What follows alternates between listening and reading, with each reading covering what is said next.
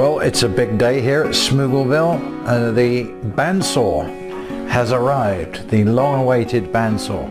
In fact, you could say that I built this workshop so I'd have somewhere to put a bandsaw, because I wouldn't have fitted into that garage you see back there, which is for cars, believe it or not for tools. And although I could have tools on wheels that could move around in there and set it up as a workshop, there just wasn't room for a bandsaw. So that's when I decided that so many projects need that tool that it would be best to build this workshop largely so I could have a bandsaw at my disposal, as well as a table saw and some of the more storable tools that you've been seeing me using in the previous videos. So now the fun starts. I've got to get that thing out. The freight driver, Tom, who's a very helpful guy, used the tail lift and helped me just get that on the back of my truck so I could drive it back here, because it's quite a hike from down the far end there.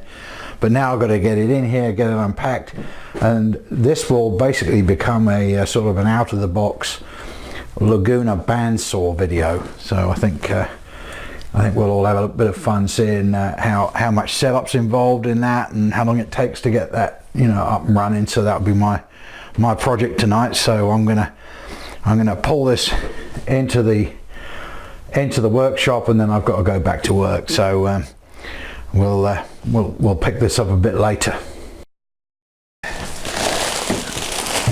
Now this thing weighs about 300 pounds, so I'm being pretty careful about how I do this.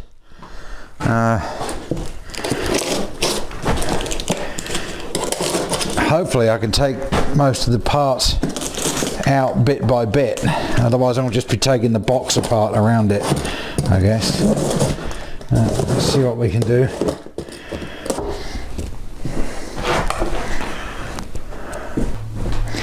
So I bought a couple of bandsaw blades ahead of time. I bought this thing through Rockler, this Laguna bandsaw through Rockler. They had a deal going. They often have some deals going, folks, in rockler.com. Go check it out. And so they did tell me it didn't come with a bandsaw blade. Another option, so I bought a couple there. Another option is get yourself a set of these wheels. Let's see, where's the photograph of them here. Again, in a small workshop, having stuff on wheels is hugely important. I can sort of tuck them out of the way when I'm doing other jobs, and I can pull them out when I need them. So I did buy the wheel set as well. Again, this wasn't standard equipment. It wasn't expensive. It was about 150, I think. But it'll allow me to move the saw when I need to. So those were I ordered those at the same time I ordered the bandsaw. The shipping was pretty quick. I got this in well under 2 weeks. They said 7 to 14 days, and I've got it more like in 7 working days, so that's pretty good. All right, let's start pulling some parts out of this box.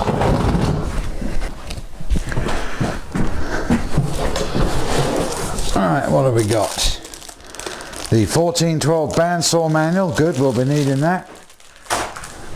We've got, now I want to get, that's what I was saying about these heavy separate parts. This is about, that's probably a good 80 pounds of the overall 300 odd pound weight, so that's good.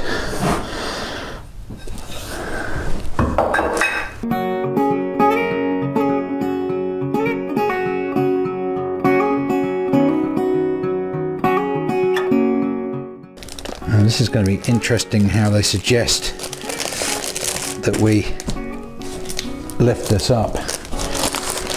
I better look at the instructions before I go any further.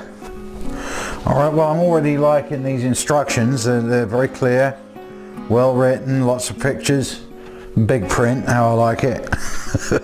We've got all the fixings are called out here and described, and we've got I've just got to the section where it says unpacking your machine. Note, the machine is heavy, and if you have any doubt about the described procedure, seek professional assistance. Do not attempt any procedure that you feel is unsafe or that you may not have the physical capability to achieve. So let's hope that Let's hope that their ideas mean I can lift this on my own. All right, let's see what they suggest.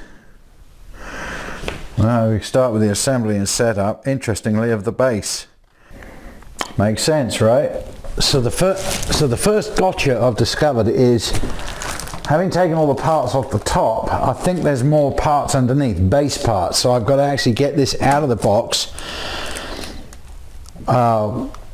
first before I'll have access to all the parts. So what I'm going to do now is I've dropped the side of this box, and it always kills me to cut up such a great box. Heck, it could be buried in this thing, couldn't you? Look at it.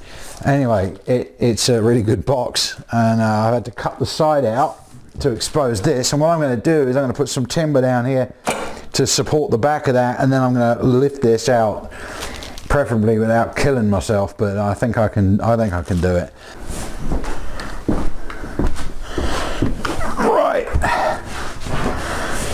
Right.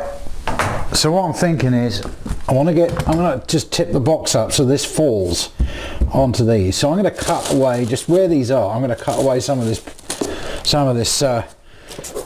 foam here, tip this puppy over, and hopefully the only thing that it'll hit that first will hit on there.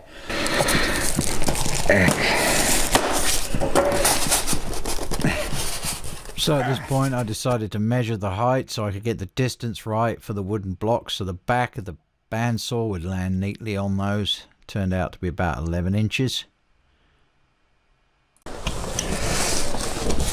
I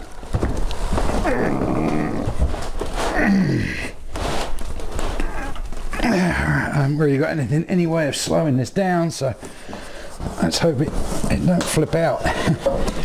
And I think I've been successful. Yeah, okay. I think I'm up on the blocks. Make sure they're not going to slide on me. And now the question is it going to try and tip back that way? The motor's kind of encouraging it to do that. It's kind of a heavy lump, but I can support that. That's no problem, unless I can get it unless I can lift it onto that base there. Yeah, I can do that, I think. There we go. Is it there yet? Not quite. There we go. Actually, that wasn't too bad. All right, folks, that's pretty stable. I can get the base screwed on there now. As I was hoping, the stand parts were indeed on the bottom of that packaging, which is good, because had they not been there, I would not have been able to finish this project tonight.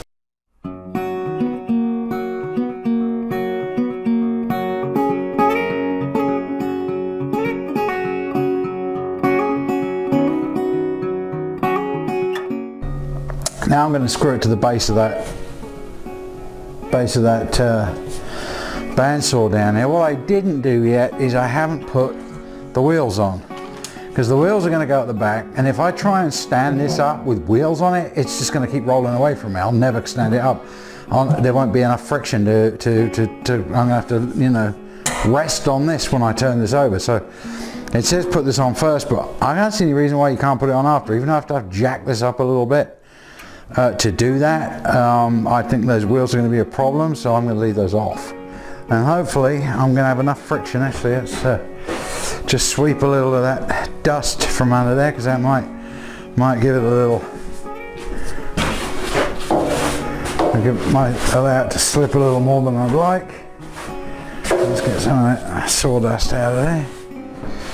Alright, okay, it's either going to work really well, or I'm going to wind up in the emergency room. Let's find out which it is, shall we?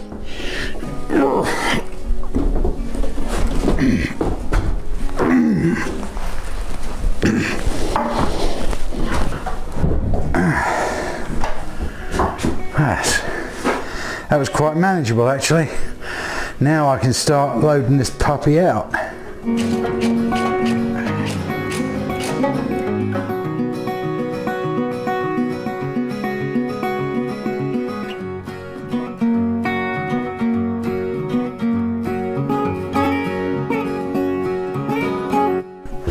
So I fitted the blade. It was as easy as they said it was. Took me a couple of minutes tops. I like this. We've got a little magnet here that so allows me to open that. So that snaps shut. I've tightened the blade, and I'm gonna close this door now. I've put all the parts back, and I've used this speed square to get an accurate square on the table there by adjusting this bolt back here, and so that's pretty good. So now I'm going to plug it in.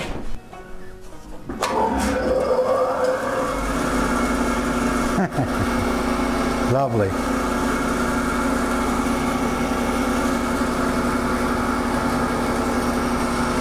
Okay. Let's just try a simple cut.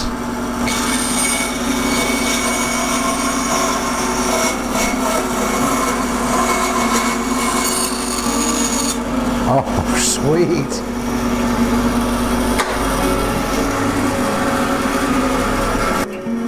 It's really nice to have that tool back in the workshop. Alright, I'll make a few fine adjustments to the guides, and I think that will be ready to take its place in the Smoogleville workshop. Please click the like button if you found this video helpful, and we'd love to have you as a subscriber, as there's always something interesting going on in Smoogleville.